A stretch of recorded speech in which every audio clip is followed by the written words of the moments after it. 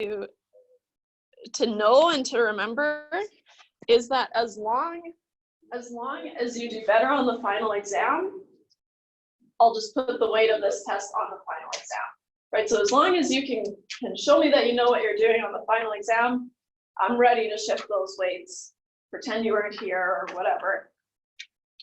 So I'll put those on the final. So I don't want you to worry about, well, you'll really have to worry about the final, but you'll worry about it anyways, right? And so, and what I did was, I'll call you out, Sahil, because you got the highest mark. So I just made it out of what Sahil got. Now everyone knows what he got, but it's something to be proud of.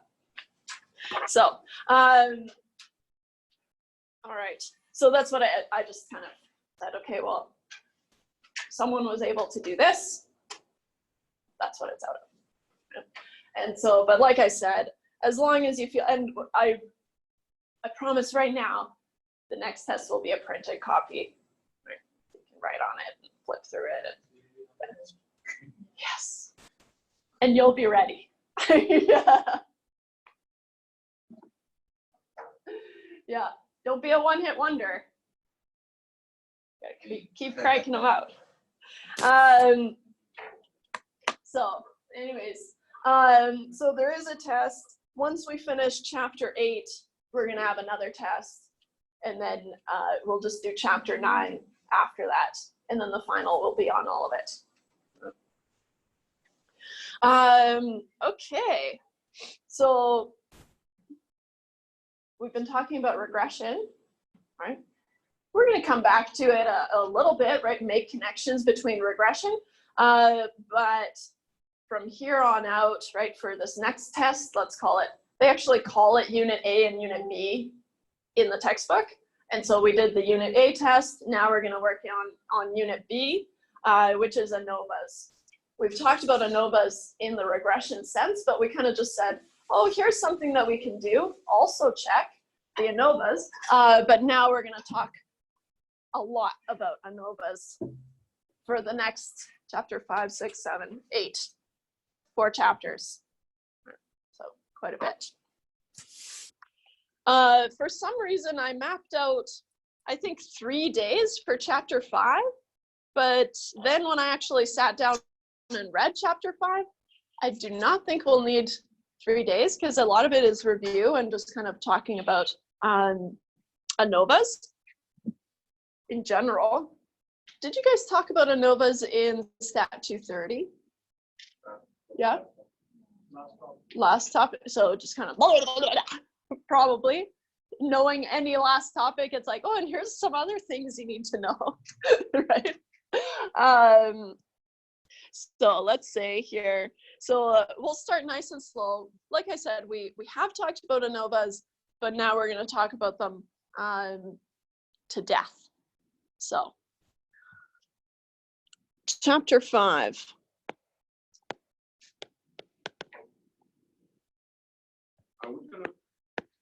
Is there any way, or is it considered qualitative?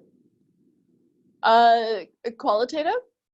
Yeah, so we're going to talk about qualitative predictors, so categorical predictors. Is that what you mean? Yes. Yeah. That's what all of this will be. Yeah. So one-way ANOVA and randomized experiments.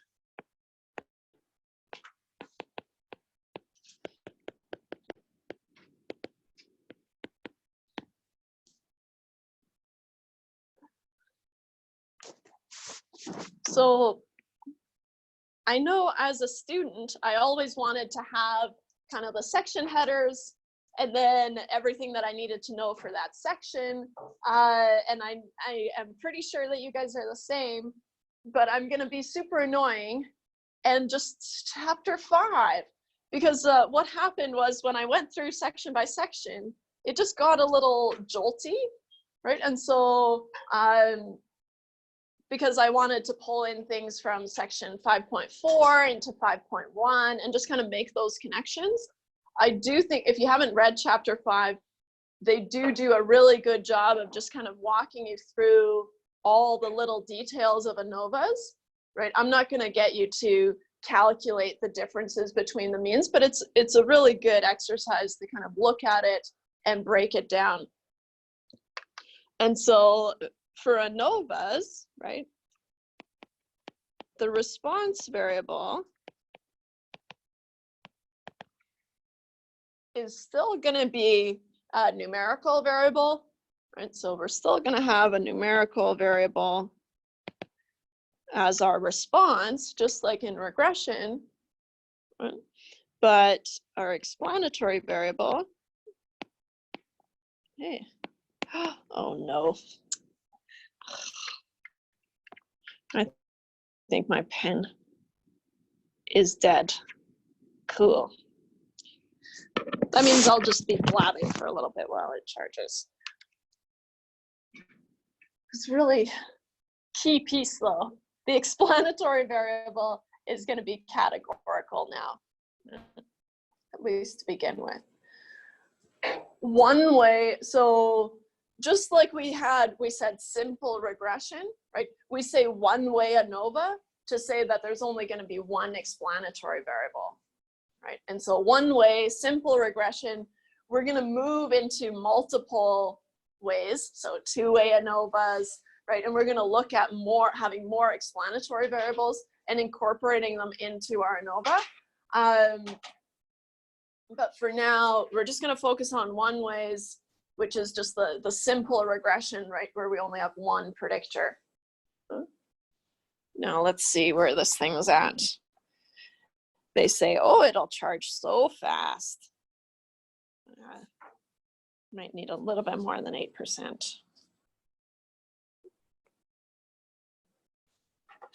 In a bit. So our explanatory variable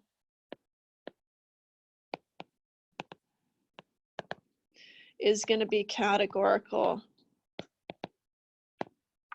Right, and what we said was that one way is similar to simple regression.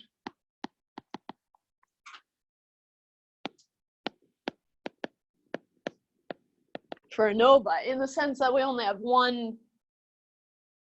Now we're going to start calling them treatments. One explanatory variable.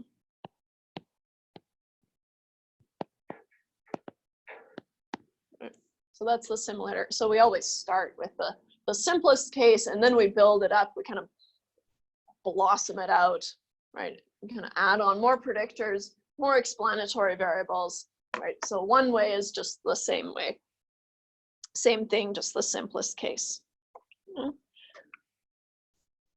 ANOVAs, right? An analysis of variance, we've seen it, right? We've seen it in regression where, so we have already used ANOVAs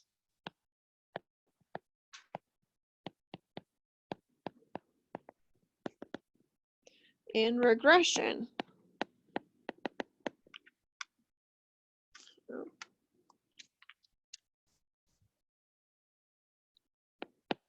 Where the null hypothesis was that the response variable,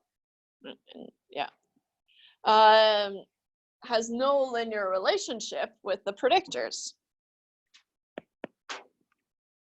So in regression, we said, well, our null hypothesis is that the response variable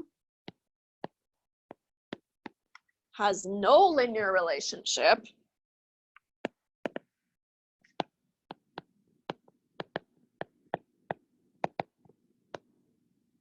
with the predictors, potentially more than one, right? We moved away from one pretty quickly. Linear relationship with the predictors.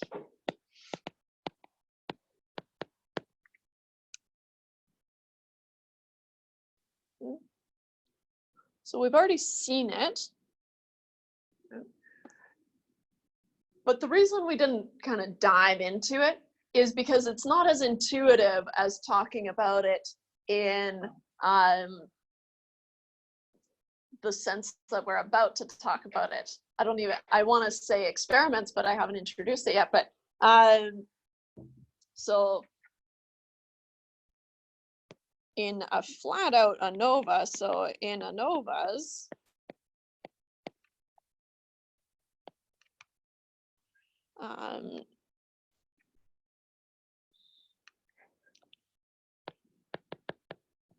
with categorical explanatory variables,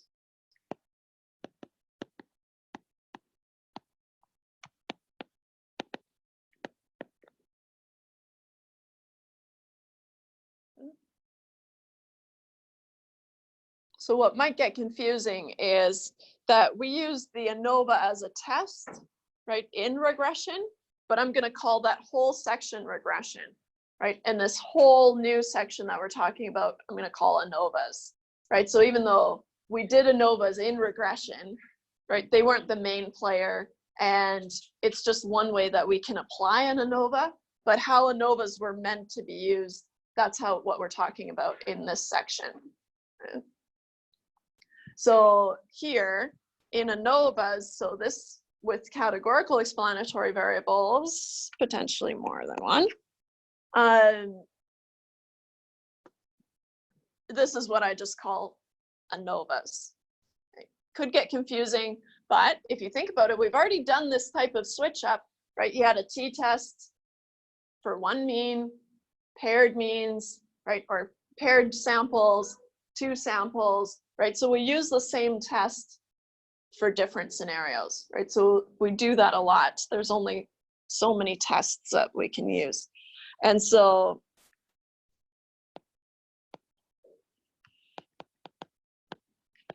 from now on, we will call this just ANOVA.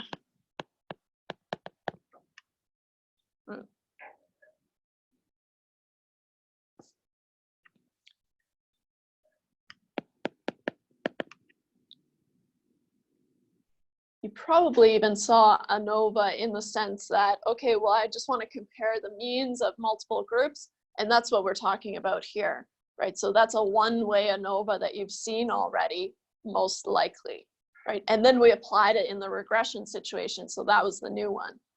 So now we're just going back to just that normal, I hate to use the word normal, right? Normal distribution, no, the usual ANOVA, where the null hypothesis is that the means do not differ between groups.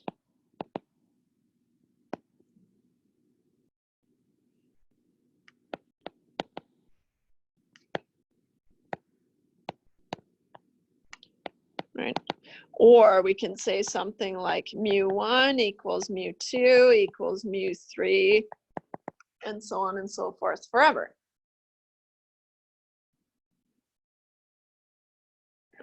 That's probably the one that you saw in Stat 230, right? Where you're saying, okay, now I've got more than two groups, right? We moved from the two sample t-test into ANOVAs. Now you've got multiple groups, and you just want to have an overview. Hey, is one of these different, one of these means different from another one? Right? And so your alternative hypothesis is that some mu I is not equal to mu j.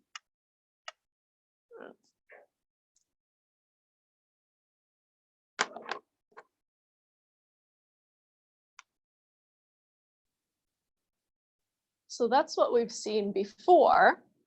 Right? We've seen it just in terms of the means. We're comparing multiple means, and that is what we're doing, right? But what we want to do is to kind of, because I remember it was confusing, analysis of variance, ANOVA, right? We use it to compare means. How does that make sense? How does anything make sense in this course, in any stats course? No. But what we do is the analysis of variance comes in with, what's the variation around the means, right? The overall mean, right, versus the individual group means, right? And so you're analyzing the variation around the overall mean versus the group means, right? And so are these group means, the individual means, are they different from the overall means, right? Or how far apart from the overall mean are they? And so Anova is analysis of variance, right? You know that. But it analyzes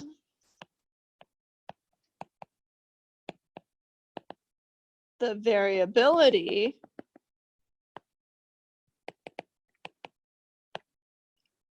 in the means from the overall mean,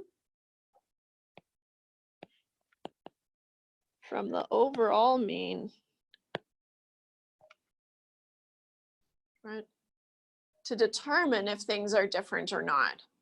Right? And so that's where the analysis of variance comes in from. It's not actually analyzing the variance in each sample, right? It's analyzing the variation from the overall mean to determine if one or more group means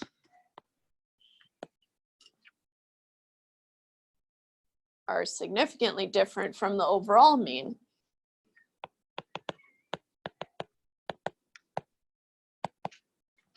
Are significantly different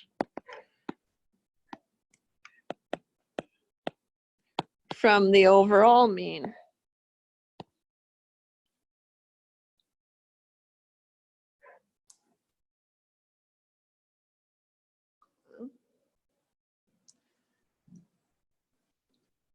And so that's kind of why we didn't talk about it in regression, is because, well, in regression, the ANOVA is analyzing, it is analyzing the variance, but it's taking from the model, right? And so it's just kind of harder to wrap our heads around, right? Whereas here, if we're talking about just, we've got multiple categories, right, with some response variable, then what we can say is, well, I've got this baseline, and then it's just easier to look at the differences from the group means to the overall means.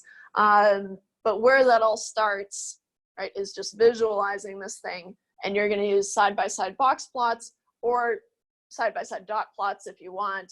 I'll probably just use box plots, but the textbook uses both pretty consistently, right? And so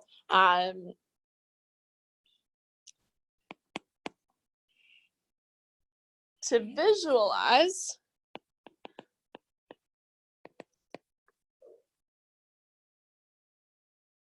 I'll still call it a relationship. And so to visualize a relationship,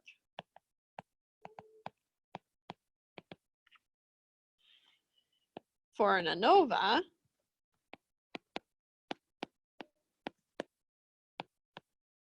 we use side-by-side box plots. Oops. Side-by-side box plots or dot plots or both.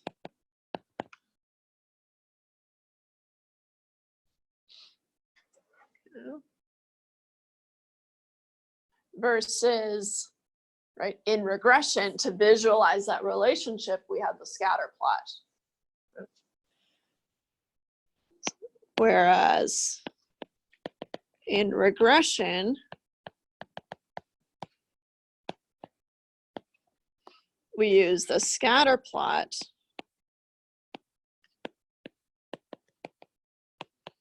to visualize the relationship.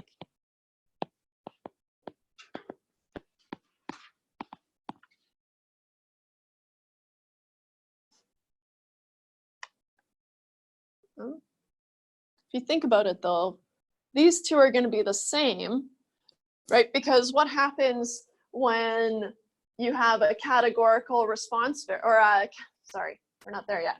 A categorical explanatory variable.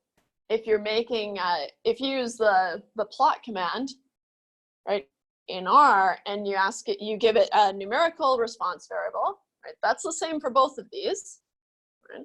But if you give it a categorical explanatory variable, then it'll just automatically or automagically generate a box plot instead, or side-by-side box plots, because it'll just know that, hey, this is a categorical variable. I don't think you want to do a scatter plot anymore. I think you want to do box plots. I'm pretty sure it, am I wrong in saying, have you guys tested that out? Accidentally given it a categorical variable. I didn't actually try. I remember it. I was like, oh, cool, I guess it knows. Anyways, something worth trying. But if we think about in regression, the response variable, right, is on the y-axis. And so here we've got a numerical variable. And often in regression, and we're able to deal with categorical responses, or I keep saying responses, predictors. I was on break too. My writing's all bad. I don't know. Not that it was good before, so really bad. Right, but the explanatory variable is often numerical in regression, versus in an ANOVA, we've got a numerical response again, but now we've got a categorical predictor essentially. We'll stop calling them predictors so much, right? Because regression is for predicting. We can still think of them as predictors.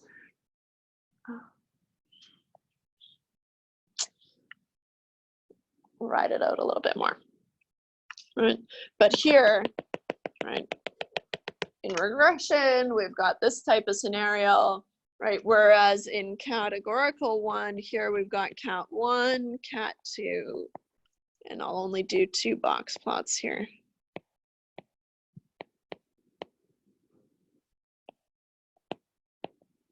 Just doing little box plots, right?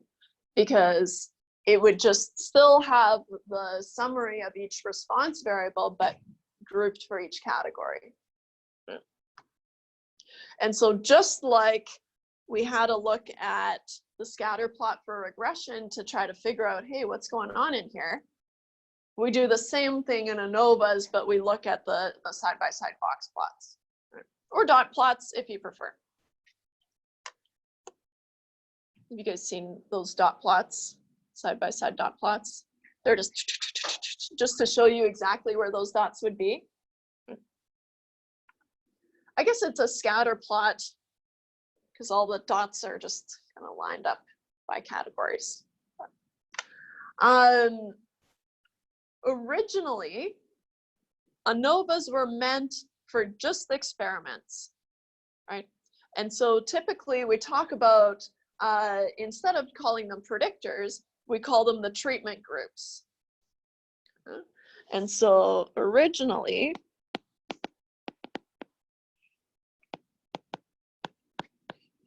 ANOVA was meant for experiments.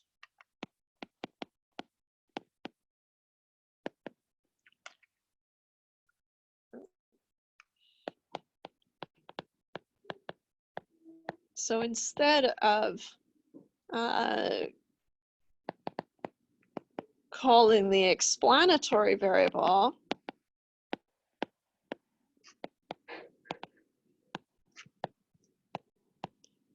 a predictor, I'll put in brackets as in regression,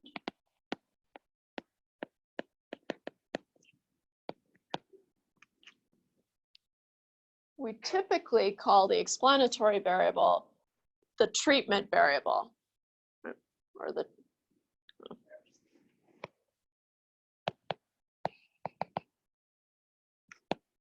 we typically call the explanatory variable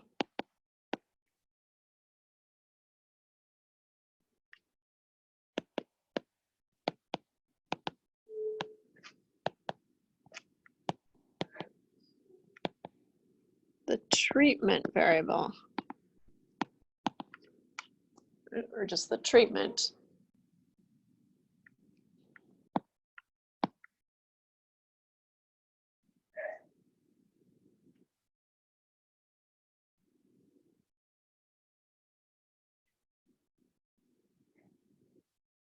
The treatment makes the groups, right?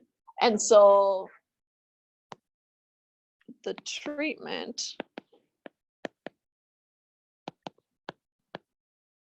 makes the groups, right? Typically we say, oh, you get this treatment, you get this treatment, but now we're talking broader strokes and saying, okay, well, they all got some treatment, and then there's individual treatment categories in there, right?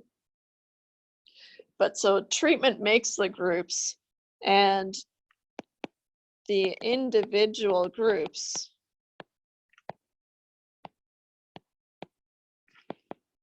are the treatment categories.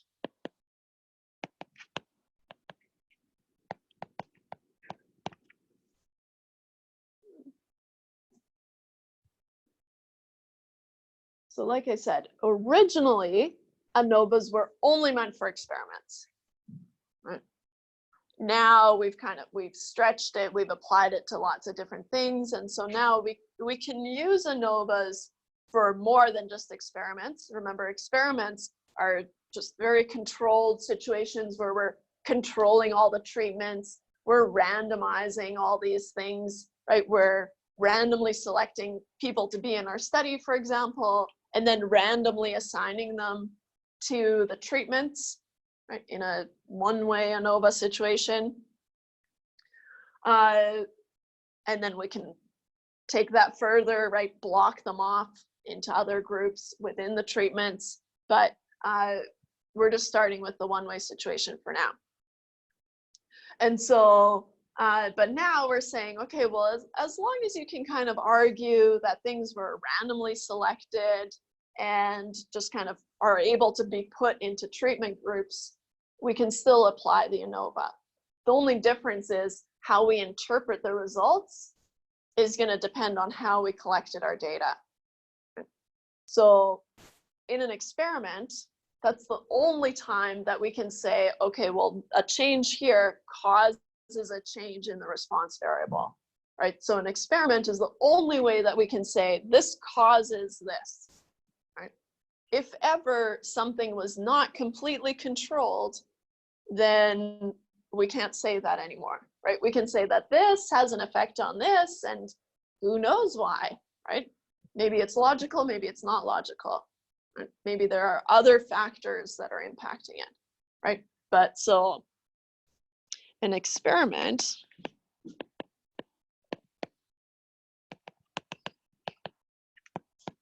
is the only way to establish a causal relationship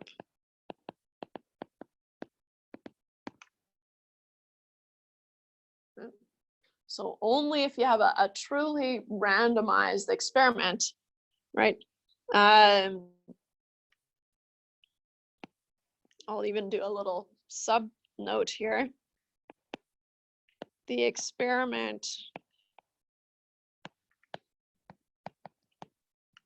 must be randomized.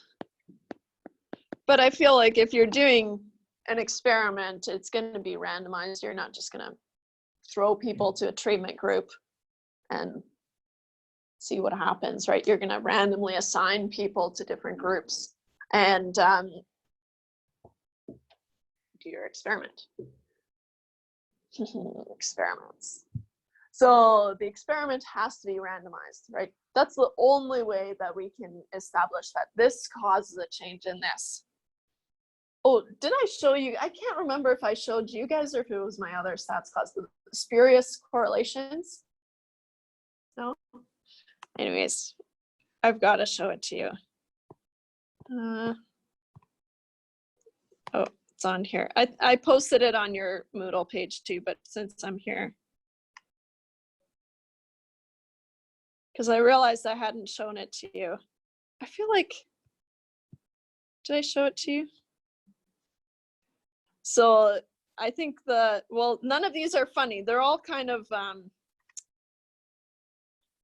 morbid. But the number of people who drowned by falling into a pool and the number of films Nicolas Cage appeared in has a correlation of 0.666. What? So, right? So it just has a huge list of all these kind of weird per capita cheese consumption correlates with the number of people who died by becoming tangled in their bed sheets, has a correlation of 94.7%. Crazy, right? Trying all the variables, this is what it is mostly correlated with. Yeah.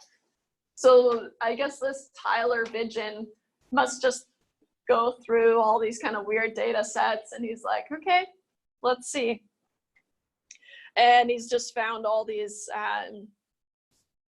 it's usually like pretty bad stuff. So divorce rate in Maine correlates with the per capita consumption of margarine with 99.26% correlation. Yeah. So just, I guess,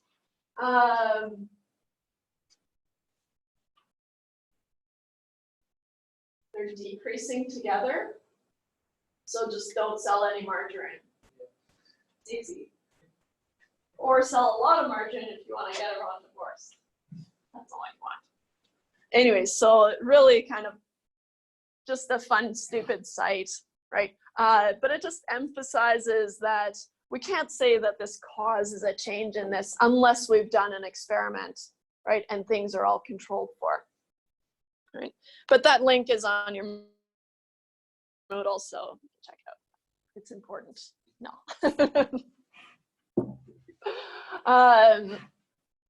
But it is pretty fun. So, right. The conclusions that we can draw from an ANOVA are going to depend on how the data was collected, right? So, since we can apply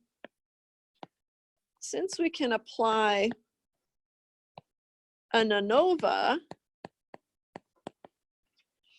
to pretty much any situation where we have a numerical response and a categorical explanatory variable, to any situation with a numerical response,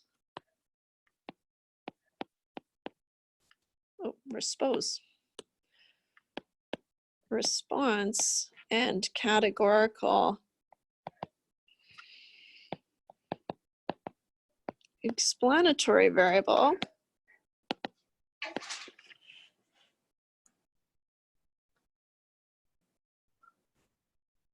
we need to be careful with the conclusions that we're able to draw.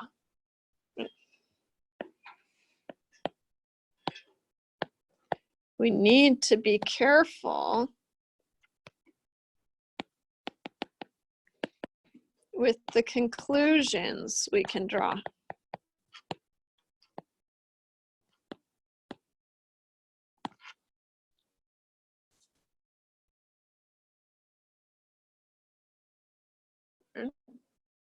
So if we have an experiment, a completely randomized experiment, right, we can say that this causes a change in this, right?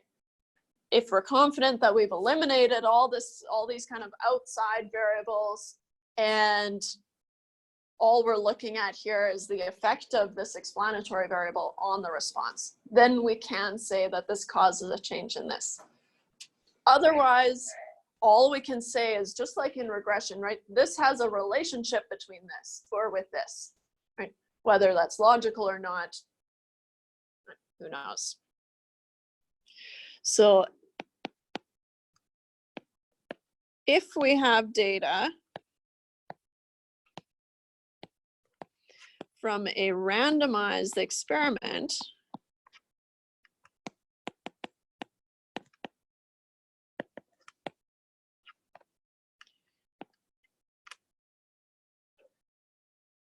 we can, oops, we can conclude there is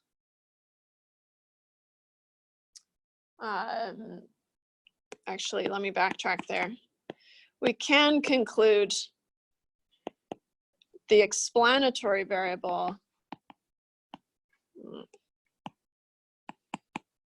new line, the explanatory variable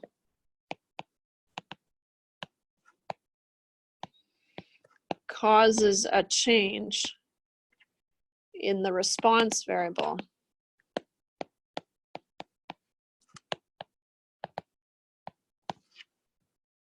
Otherwise, all we can say is that there's a relationship here, and we don't know, we don't want to say anything more. We can conclude the explanatory variable causes a change in the response variable.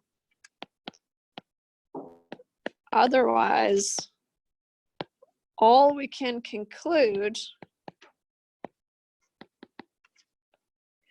is that there is a relationship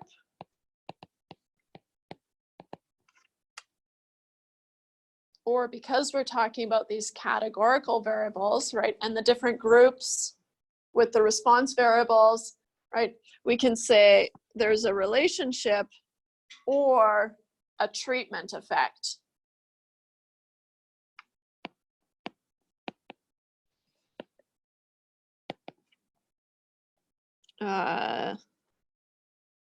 Sorry, I didn't want to say,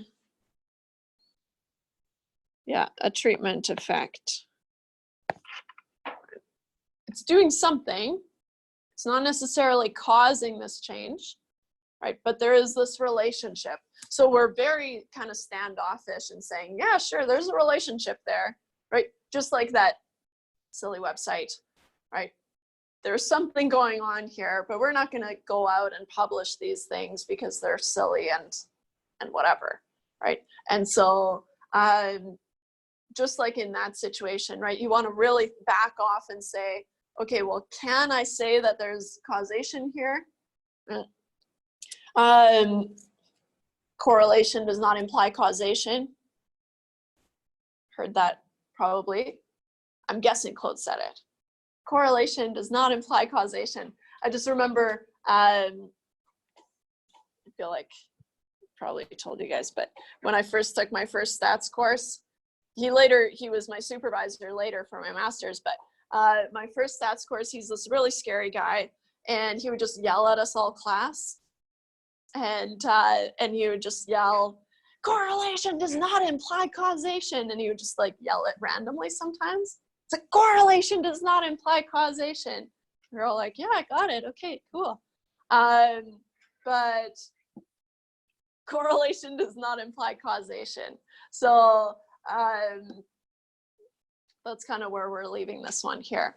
There's even situations and some really good examples in the textbook, right, where they've collected data from different groups randomly, right? That's part of the experiment, right? Assigning people to different groups randomly, or assigning rats to different treatment groups randomly, right? But because, and did you guys read the commute times example? Anyways, it's commute time, different times that people spend commuting from different cities. Even though people were randomly selected from each city, right? That's good. You want to have randomly selected groups from each of your treatment groups, but because you didn't say, hey, Manuel, you're going to move to Vernon, right? Tell me your commute time. You're going to move to Penticton. You're going to move, like, you're not assigning people to move somewhere and then collecting their commute times, right? And so then we can't say, okay, well, that would have been an experiment. That's not something that we're going to do, right?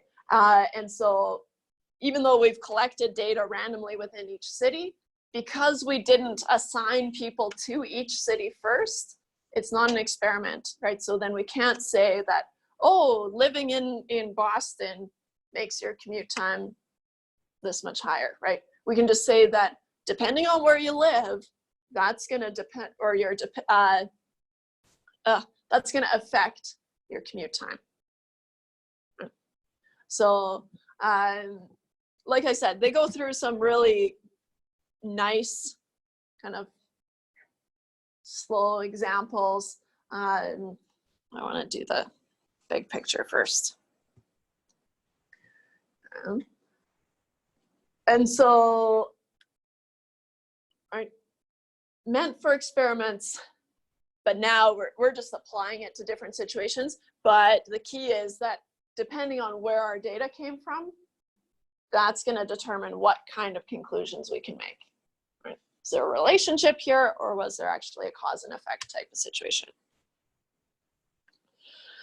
Any questions so far?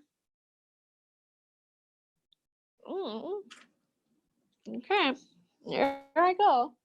This box plot will be used to say that there is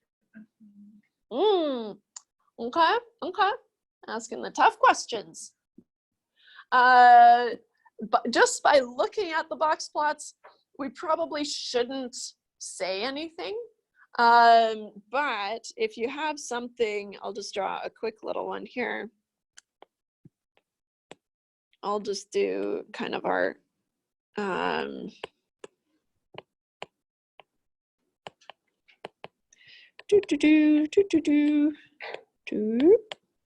oops, drew an arrow instead there.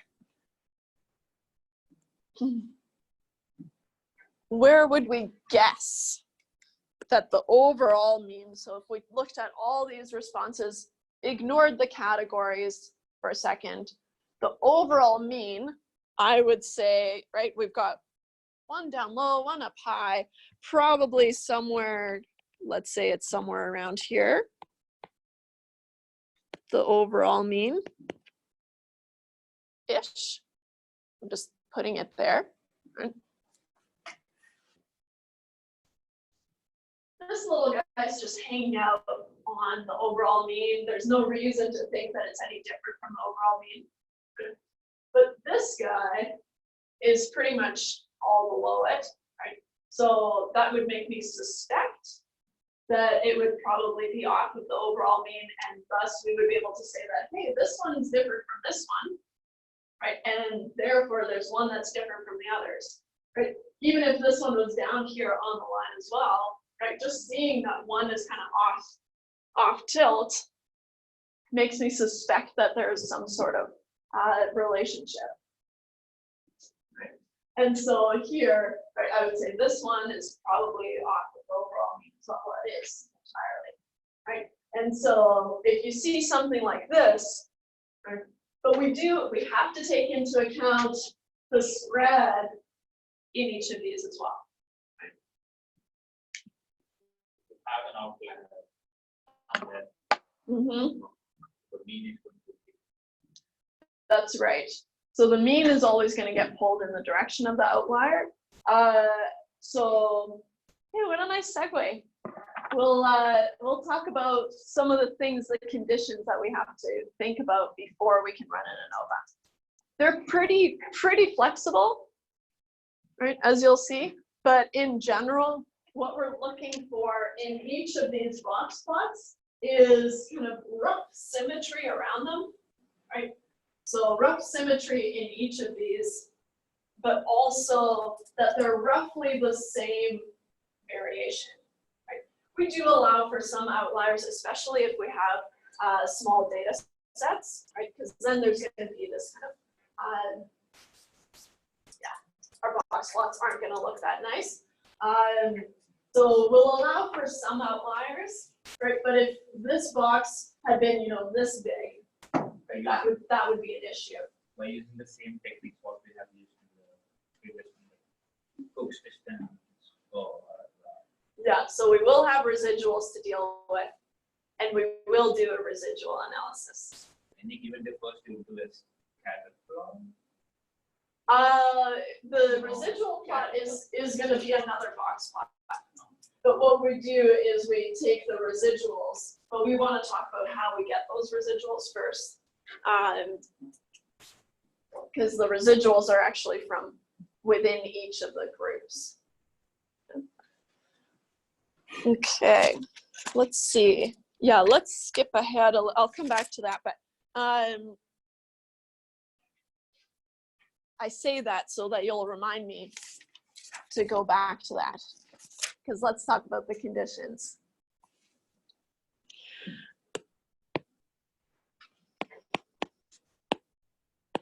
To run an Anova, we need to check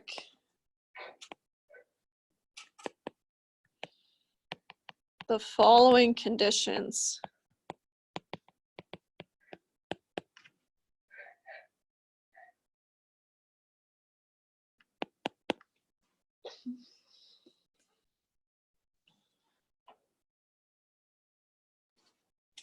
The distribution of the responses within each group should be relatively symmetric, right?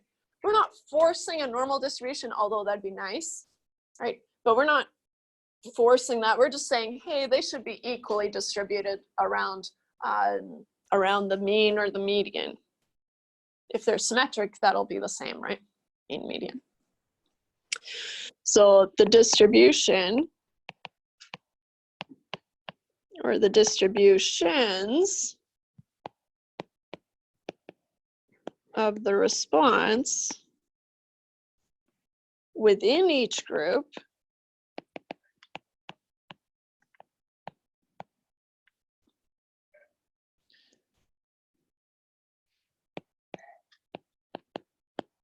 should be relatively symmetric.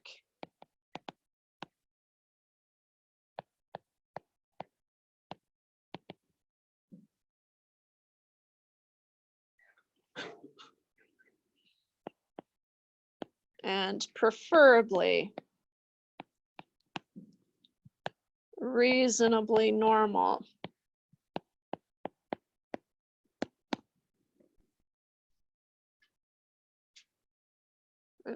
But like I said, we're pretty flexible on this one. We're pretty flexible on all these conditions. It's just if every condition is failed, then we should probably look at some other way that we can analyze this thing. Right, but usually we're able to just kind of argue, oh, it's reasonably symmetric, right? Oh, we got some outliers, but not that bad, right? So we're just kind of explaining away all these conditions that we're supposed to check. And so even in the textbook, they only had a sample size of 2 in each group, which they argued, yeah, that's symmetric. And sure, yeah, because if you only have a sample size of 2, yeah, it's going to be symmetric. So that's how flexible we are, right? We're saying, okay, just has to be symmetric.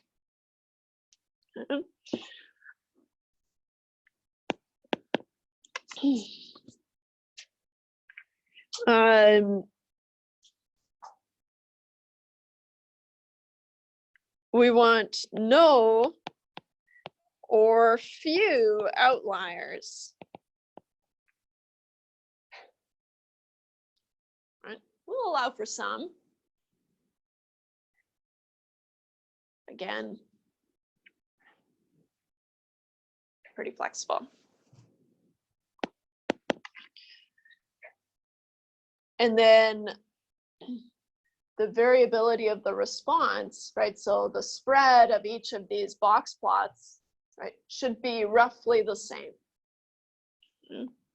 And so the variability of the response variable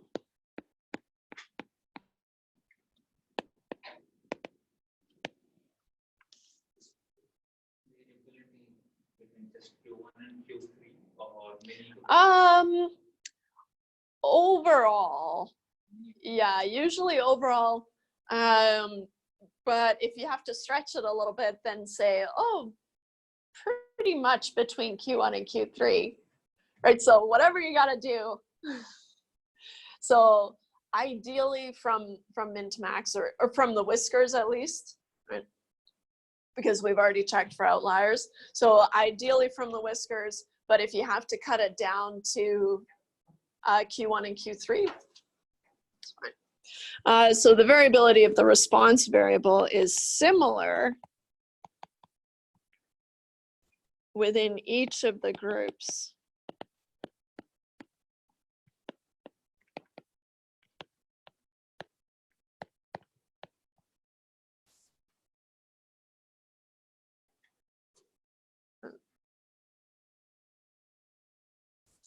So we're looking for symmetry and kind of equal box plots for us to be able to do this, right? We can handle some outliers, can handle some non-symmetry, right? We can handle some of these, but if all of these are out the window, then that's really bad.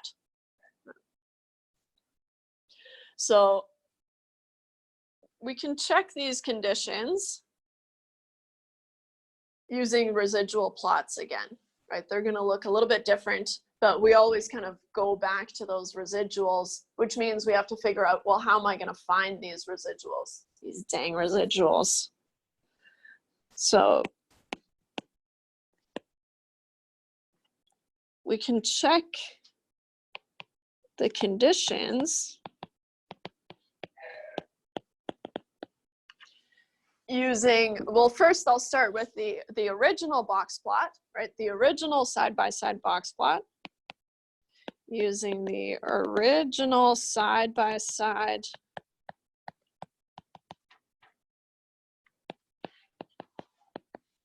box plots of the data.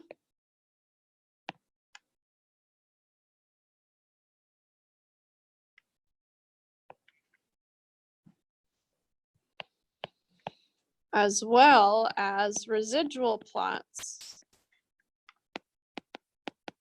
Right, just like we did in regression.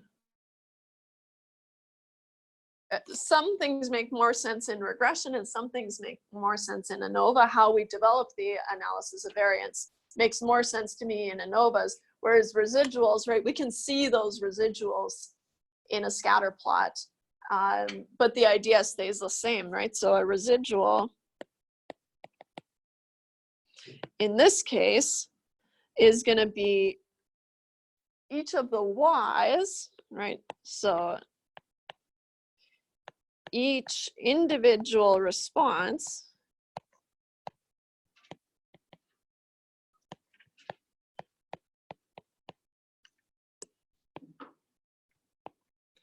minus yi bar. This is the mean of the group that we pulled this response from.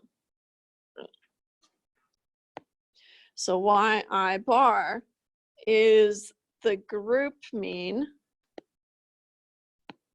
of the response.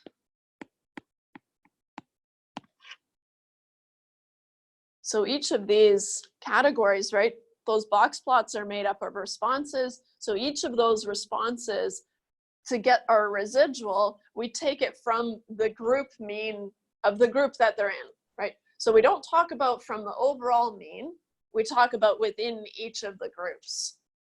Right?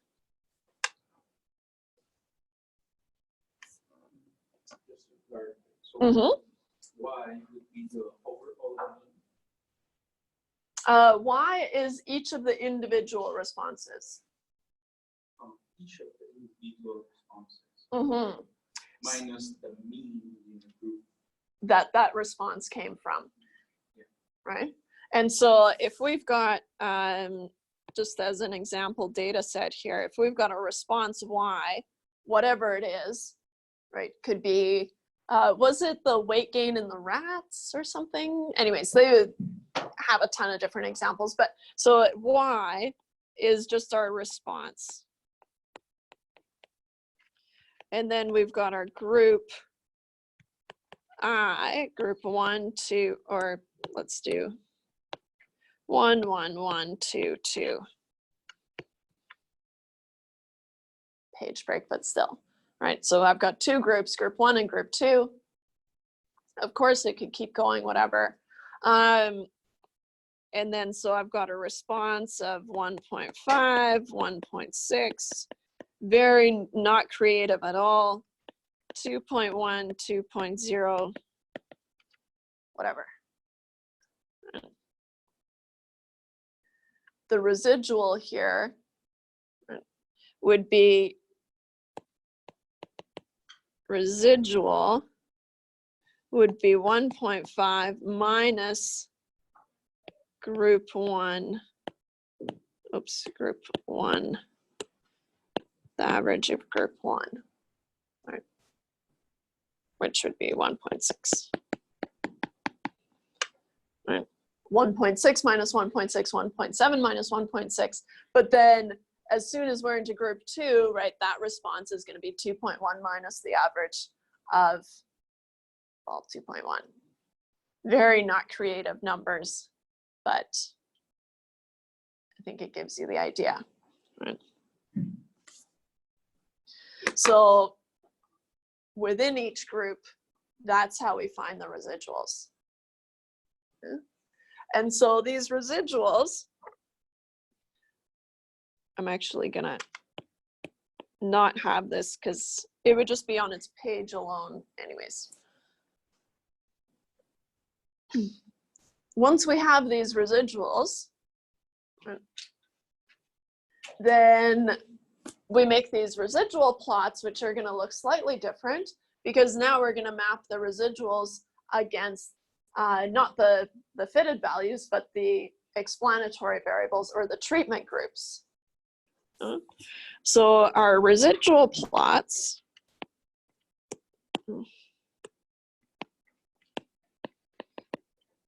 are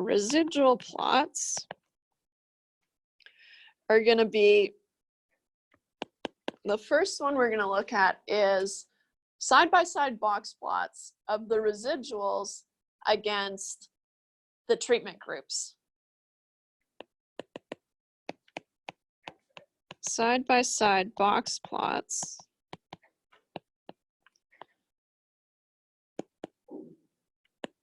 of the residuals against the treatment groups.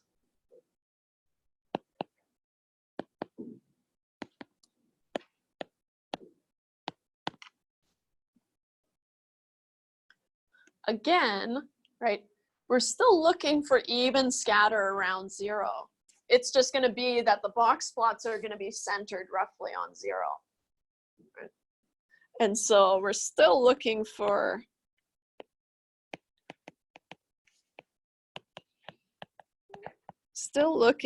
even scatter, but I'll put scatter in quotations here. So we're still looking for even scatter around 0, right? It's just that these box plots should be centered around 0 and have pretty much even variability. Right.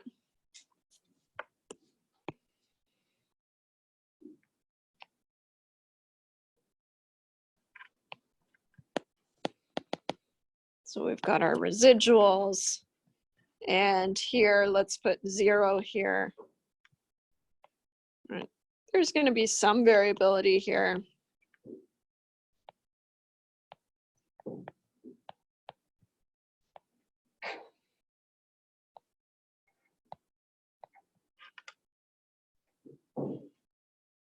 Just kind of drawing them around 0, right? They're going to be hovering a little bit. Right.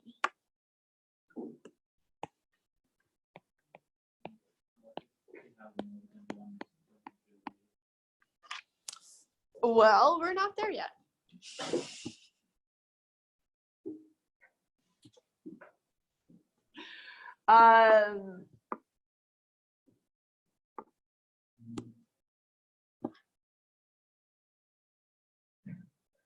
I can't remember actually, and I haven't read that far.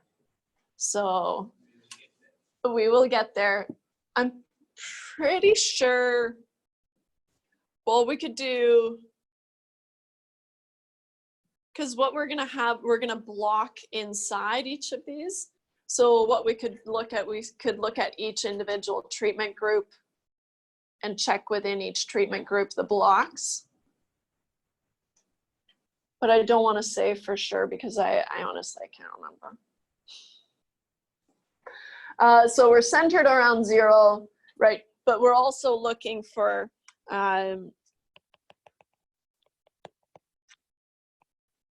roughly even spread.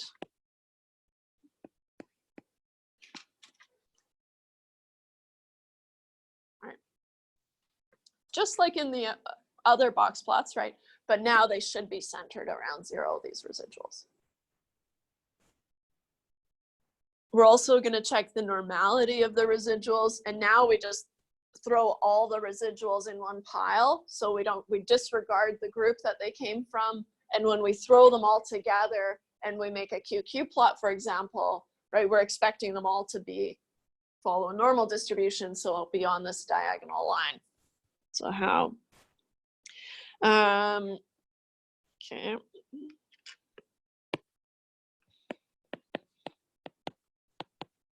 All the residuals combined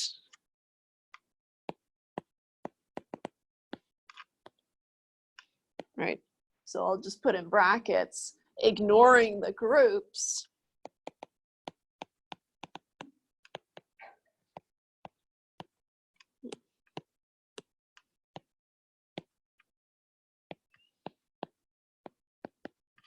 Should follow a normal distribution.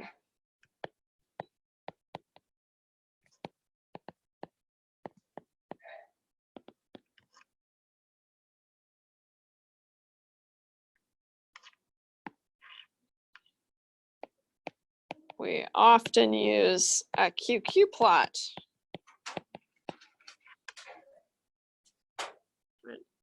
And we just want the residuals. The residuals here. And we want them to follow this diagonal line, right?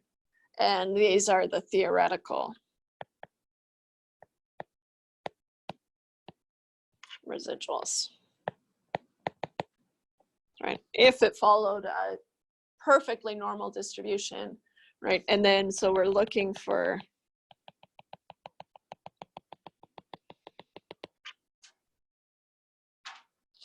a normal distribution. Right.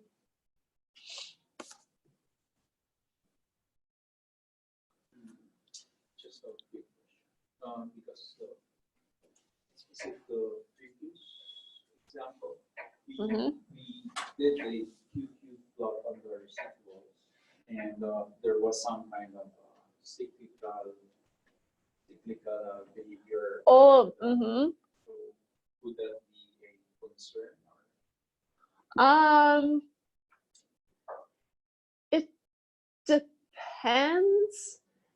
If you're able to kind of explain it away, then that's good, right? If there's some way that you could say, oh, well, I wouldn't expect these residuals to follow a normal distribution. I can't think of a scenario where that would happen. But if you are doing some sort of cyclical thing, then that's possible, right? I just can't think of why that would happen. But as a rule, we're looking for nearly normal residuals. Again, we're pretty flexible, right? As long as we mention, like if we have something, you know, just kind of weird, like this, right? That kind of a shape around it. I wouldn't say this is normal, I wouldn't say, okay, shut it down. I'm not going to analyze this anymore, right? I'm going to write about that, and I'm going to say, it looks like my residuals, I can't say that they follow a normal distribution. I don't know why. And we'll look at some tools at dealing with that, right? But it is just something that we just mention, right? We say, hey, just a heads up, my residuals did not follow a normal distribution. It's not a reason to kind of shut it down and stop working, right? But most of the time, if you've looked at your box plots and you've got that symmetry and you've got that kind of same variability, then the residuals are going to be pretty normal. So I'll delete that one so it's not so confusing. And residuals have something more than that, y minus y. Yeah. And theoretical residuals are. So if there is, so imagine a histogram of your residuals, right? Then it's easier to see if they follow a normal distribution, right? But what happens is if you've got your box plot underneath here, right? If we draw kind of our box plot of our residuals here. Sorry, not box plot, histogram. Hey. Something like that, right?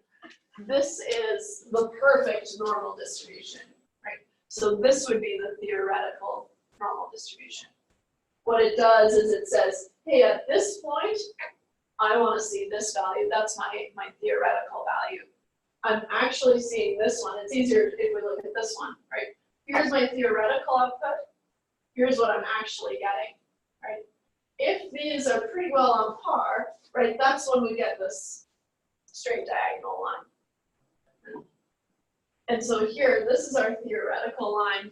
And then what we're actually seeing in there, right, is what it's mapping on the y-axis. And if they're the same-ish, then we get this straight diagonal line. So here, this is the theoretical. Oh.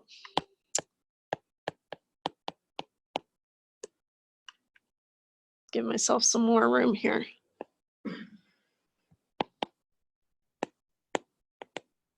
Theoretical, and this is the actual.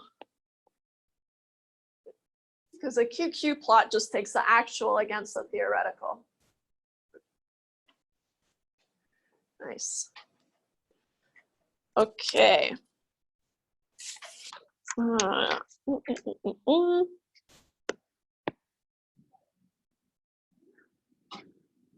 So those are the conditions. Just quickly before we end here, let's talk about what the Anova model looks like.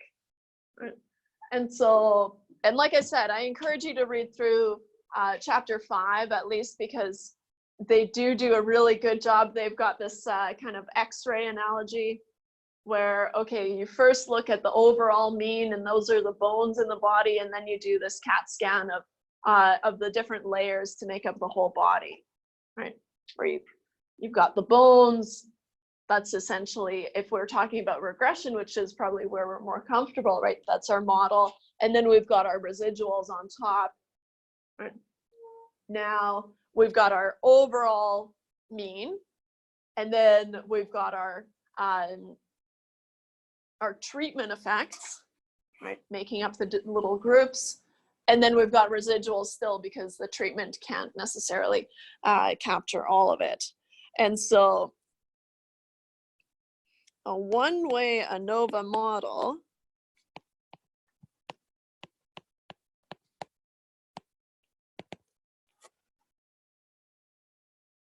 actually, I'm going to put this on a new page. Doesn't matter to you, but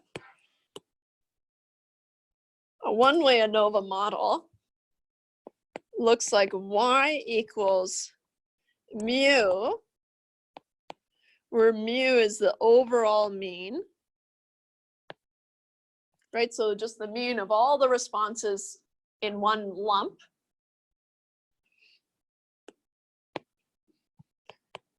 Plus, and we say alpha I, confusing because we've already seen alpha as the alpha level, right? But by context, you'll know what it's for. Right? So plus alpha subscript I, and this is the treatment effect.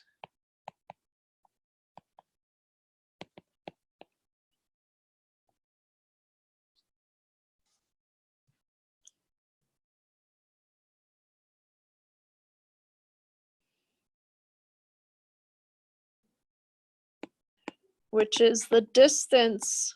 Actually, I'll put this on a new line. It's big enough for that. So the treatment effect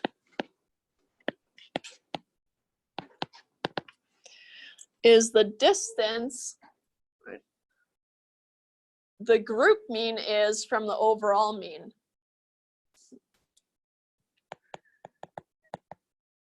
The distance, the group mean,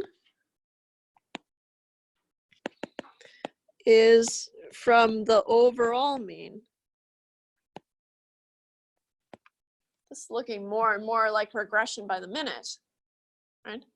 We've got our intercept and then we've got our slope. But now, because we're talking categorical variables, but the idea is the same, right? And then plus that error term of everything that we weren't able to capture with the treatment. Right?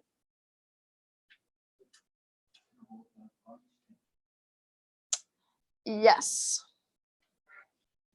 So, yes.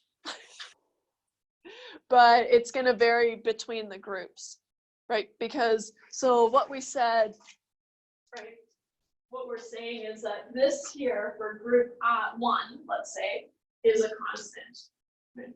Well, this is going to be our group mean for group 1. And then for alpha 2, right, whatever group 2 treatment effect was, plus the overall mean, even if it bumps it down a little bit, right? And so we start at this overall mean, and then the treatment effects kind of bump us around that from that overall mean. But what we're predicting, right, is the response from this treatment. So, good.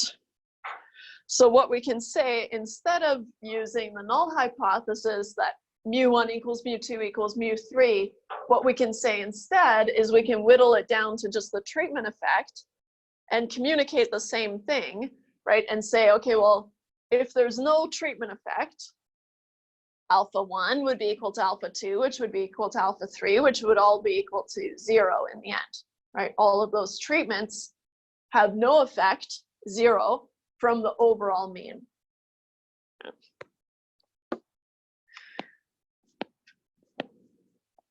So we can rephrase the null hypothesis